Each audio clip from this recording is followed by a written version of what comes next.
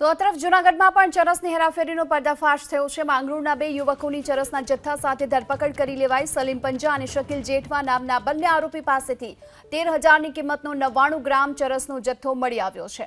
આ બંને યુવકો ચરસની હેરાફેરી કરતા હતા। ચરસનો જથ્થો ક્યાંથી મંગાવતા હતા તેને લઈ હાલ તો પોલીસે તપાસ હાથ ધરી છે। વધુ વિગતો મેળવીએ સંવાદદાતા પ્રતિક આપણી સાથે જોડાઈ ચૂક્યા છે।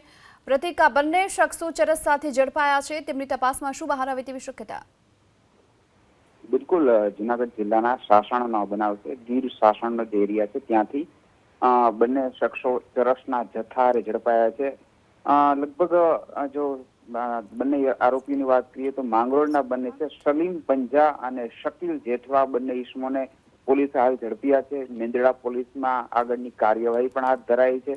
અને બીજી જો ખાસ મહત્વની વાત કરીએ તો ચોક્કસ બાતમીના આધારે પોલીસે આ બંને ઈસમોને શાસનનું જે સિંહ સદન જે મુખ્ય ગેટ છે, મુખ્ય પ્રવેશ દ્વાર છે, ત્યાં ચોક્કસ બાતમીના આધારે પોલીસ આ બંને યુવાનોને ઝડપ્યા હતા। અને હાલ મહત્વની વાત એ છે કે તાજેતરમાં થોડા સમય પૂર્વે જૂનાગઢ શહેર અને માંગરોળ વિસ્તાર હોય કે પછી જિલ્લાના કેટલાક અન્ય ભાગો હોય તેમાંથી ચરસ અને ગાંજાના ઘણા ખરા કિસ્સાઓ એવા જોવા મળ્યા હતા, જેમાંથી આ પ્રકારનો જથ્થો પોલીસે ઝડપ્યો હોય। ત્યારે આ બંને યુવાનો ક્યાંથી લાવ્યા હતા ચરસનો જથ્થો અને કોને સપ્લાય કરી રહ્યા હતા તે દિશામાં હાલ મેંદરડા પોલીસ આગળની કાર્યવાહી કરી રહી છે।